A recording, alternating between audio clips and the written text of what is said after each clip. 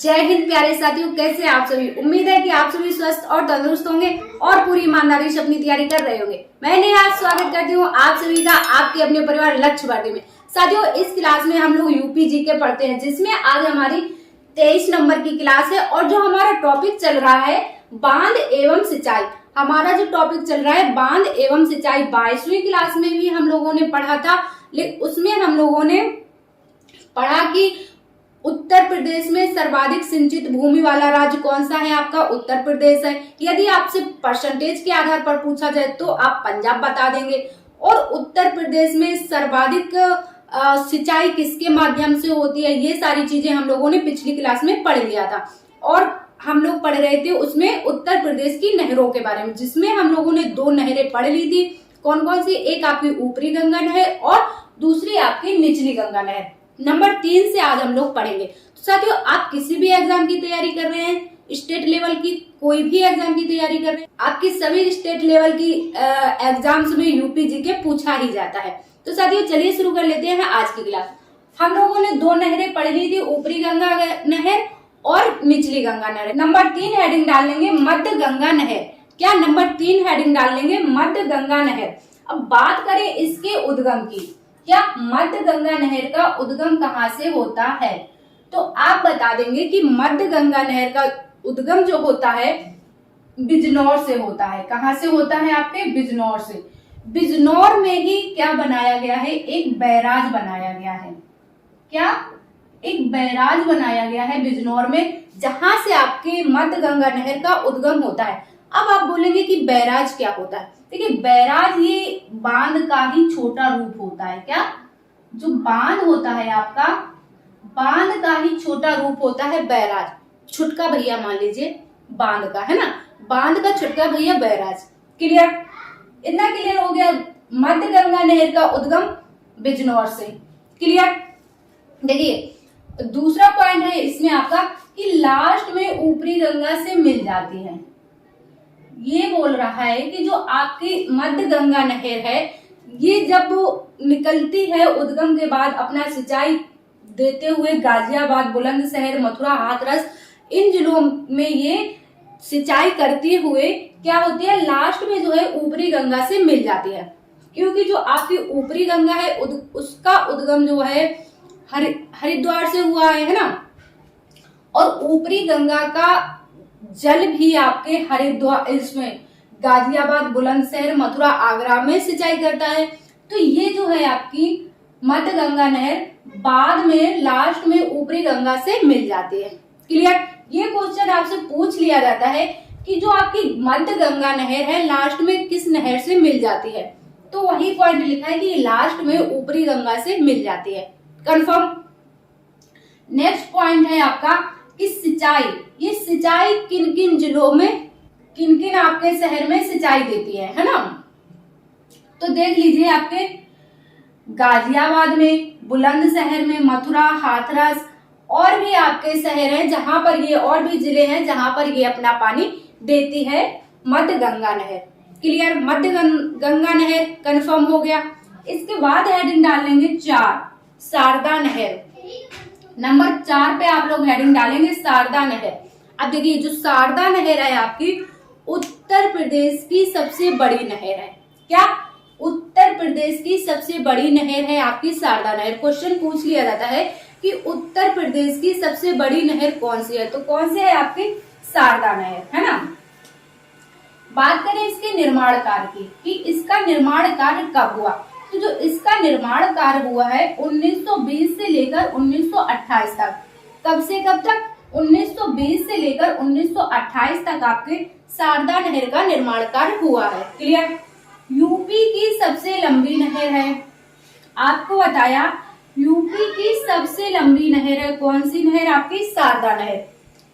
कुल लंबाई कितनी है इसकी, 12,868 किलोमीटर।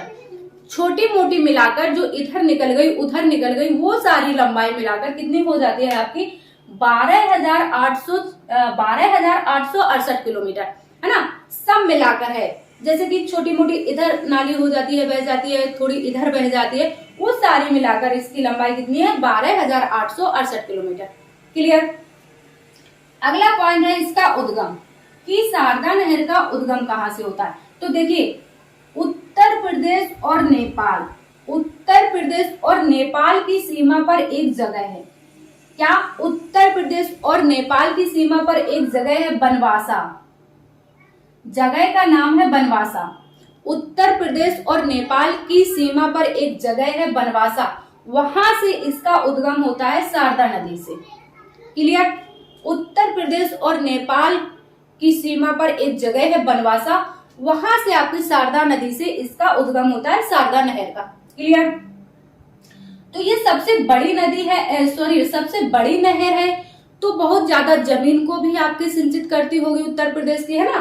तो इससे लगभग कितनी 8 लाख हेक्टेयर जमीन की सिंचाई करती है। कितनी? ये जो आपकी शारदा नहर है कितनी हेक्टेयर जमीन की सिंचाई करती है? 8 लाख हेक्टेयर की सिंचाई करती है आपकी शारदा नहर। क्लियर? ये दोनों नहरें आपको क्लियर हो गई। अगली है आपकी नंबर 5 आगरा नहर। अगली हेडिंग डाल लेंगे नंबर 5 आगरा नहर। अब देखिए, आगरा नहर ये कहां से निकलती है? ये अंतरराज्यीय नहर है। क्या? अंतरराज्यीय। अंतरराज्यीय का मतलब समझ रहे हैं ना, कि एक से अधिक राज्यों में बहती है। अंतरराज्यीय मतलब एक से अधिक राज्यों में बहती है। क्लियर? तो आगरा नहर जो है आपकी अंतरराज्यीय नहर है।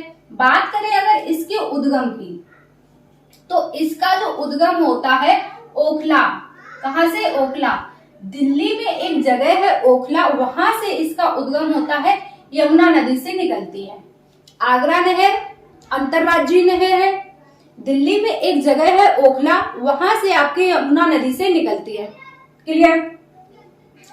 तो ये जब दिल्ली से यमुना नदी से निकलती है तो कैसे कैसे बहती है? देखो, दिल्ली सबसे पहले दिल्ली से निकलेगी, दिल्ली होते हुए हरियाणा जाएगी, फिर राजस्थान, उसके बाद यूपी में आती है। तो अंतरराज्यीय नहर है, ऐसी पागल जैसी घूमती रहती है, दिल्ली जाएगी, फिर हरियाणा जाएगी, फिर राजस्थान, उसके बाद आपकी यूपी में आती है। क्लियर? और यूपी में आने के बाद यूपी में सिर्फ 2 जिलों में सिंचाई देती है। यूपी के सिर्फ 2 जिलों को अपना पानी देती है सिंचाई के लिए। किसे? आगरा को और मथुरा को। किसे किसे? आगरा नहर जो है आपकी आगरा को और मथुरा को, यूपी के 2 जिलों को अपना पानी देती है सिंचाई के लिए। क्लियर? इसके बाद नंबर 6 हेडिंग डाल लीजिए आप, पूर्वी यमुना नहर। नंबर 6 है आपका पूर्वी यमुना नहर। पूर्वी यमुना नहर के उद्गम की बात की जाए तो ये आपका, इसका जो उद्गम है फैजाबाद, सहारनपुर। फैजाबाद जिला नहीं, ये फैजाबाद है सहारनपुर में। सहारनपुर में एक जगह है फैजाबाद, वहां से आपकी पूर्वी यमुना नहर का उद्गम होता है यमुना नदी से। क्लियर? सहारनपुर में फैजाबाद नाम की जगह है, वहां से आपका इसका उद्गम होता है यमुना नदी से। क्लियर? देखिए, यूपी की सबसे पुरानी नहर है। क्वेश्चन पूछा जाए आपसे यूपी की सबसे पुरानी नहर कौन सी है, तो पूर्वी यमुना नहर। कौन सी? पूर्वी यमुना नहर। क्योंकि 1631 में शाहजहां ने खुदाई कराई थी, क्योंकि इस जो नहर की खुदाई है 1631 में ही शुरू हो गई थी। किसने? शाहजहां ने करवाई थी। क्लियर? इसके बाद कुछ पॉइंट है आपका, देखिए, दिल्ली तक यमुना नदी के समानांतर बहती है, इसके बाद पुनः यमुना नदी में मिल जाती है। तो ये जब सहारनपुर से निकलती है, सहारनपुर से निकलने के बाद, यमुना नदी से निकलने के बाद, जैसे ये आपकी यमुना नदी जा रही है, उसके समानांतर ही ये आपकी पूर्वी यमुना नहर बहती है। ठीक, दिल्ली में ही ये इसमें नदी में मिल जाती है, यमुना नदी में। क्लियर? तो ये आपका कंफर्म हो गया, आगरा नहर और पूर्वी गंगा नहर। क्लियर? तो इसके बाद अब आप लोग हेडिंग डालेंगे नंबर 7। कौन? गंडक नहर। नंबर 7 पे हम लोग पढ़ेंगे गंडक नहर। देखिए, जो आपकी गंडक नहर है ये आपकी यूपी और बिहार की संयुक्त नहर है। किसकी? यूपी प्लस बिहार की संयुक्त नहर। अगर आपसे पूछ लिया जाए कि यूपी और बिहार की संयुक्त नहर का नाम क्या है, आप खटाक से बता देंगे गंडक नहर, है ना। कौन सी? आपकी गंडक नहर। बात करें इसके उद्गम की, पूछ लेगा इसके उद्गम, तो आप बता देंगे कि जो गंडक नहर का उद्गम है नेपाल। कहां से निकलती है आपकी? नेपाल। नेपाल में बूढ़ी गंगा से। कहां से? नेपाल में आपकी बूढ़ी गंगा से निकलती है गंडक नहर। क्लियर? इसके बाद सिंचाई कहाँ कहाँ देती है ये किस किस जिले को, देखिए उत्तर प्रदेश के कुशीनगर, महाराजगंज, देवरिया और गोरखपुर। उत्तर प्रदेश के कुशीनगर, महाराजगंज, देवरिया और गोरखपुर में सिंचाई देते हुए इसके बाद ये बिहार में चली जाती है। इन जिलों से होते हुए बिहार में चली जाती है। क्लियर।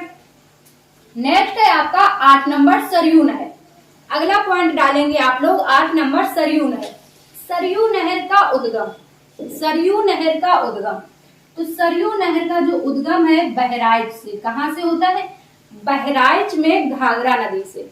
सरयू नहर का उद्गम बहराइच में घाघरा नदी से। क्लियर।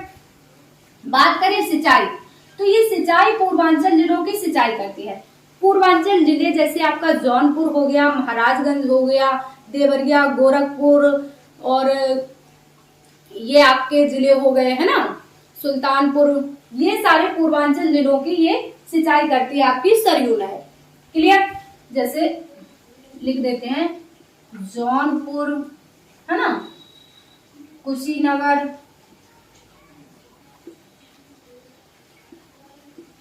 इन सारे पूर्वांचल जिलों की ये सिंचाई करती है सरयू नहर। क्लियर। अगला 9 नंबर केन नहर। अगला है आपका 9 नंबर केन नहर। तो केन नहर का उद्गम कहां से होता है आपका, केन नदी से। केन नहर का उद्गम केन नदी से, कहां से, एमपी के पन्ना से। मध्य प्रदेश में एक जगह है पन्ना, वहां से आपकी केन नहर का उद्गम होता है केन नदी से। कंफर्म। ये है आपकी यूपी प्लस एमपी की संयुक्त नहर। केन नहर यूपी और एमपी की संयुक्त नहर है। सिंचाई यूपी का मात्र एक जिला, यूपी का मात्र एक जिला ये अपना जो सिंचाई के लिए जल देती है, यूपी के सिर्फ मात्र एक जिले बांदा को। इसे केन नहर से सिर्फ एक जिले में सिंचाई की जाती है, बांदा में। क्लियर। तो ये हम लोगों ने पढ़ ली 9 नहर। जो भी आपके क्वेश्चंस नहरों से बनेंगे, सिंचाई से बनेंगे, यहीं से बनेंगे, है ना। तो आपको इतना याद रख लेना है, देखिए यूपी प्लस बिहार की संयुक्त नहर पूछा जाए तो बता देंगे गंडक नहर, है ना। यूपी प्लस एमपी की संयुक्त नहर केन नहर। सबसे पुरानी नहर पूछा जाए, सबसे बड़ी नहर पूछा जाए शारदा नहर। सबसे बड़ी नहर पूछी जाएगी तो आपकी शारदा नहर, लंबी नहर, और यदि सबसे पुरानी नहर पूछी जाए तो पूर्वी यमुना नहर। क्लियर। ये कुछ पॉइंट आपको याद रख लेने हैं। तो साथियों आज हमारा ये वाला नहरें हम लोगों ने खत्म कर ली। अगले क्लास में हम लोग बांध पढ़ लेंगे, उत्तर प्रदेश के बांध हैं जो हम लोग अगली क्लास में पढ़ लेंगे। तो आज के सेशन को यहीं पर समाप्त करते हैं। मिलते हैं आप सभी से अगली क्लास में। जब तक के लिए स्वस्थ रहिए, मस्त रहिए और अपनी तैयारी करते रहिए। यदि क्लास आपको पसंद आती है तो क्लास को ज्यादा से ज्यादा लाइक और शेयर कीजिए। चैनल पर नए हैं तो चैनल को सब्सक्राइब कर लीजिए ताकि आगे आने वाली क्लासों के नोटिफिकेशन आपको समय पर मिलते हैं। जय हिंद साथियों।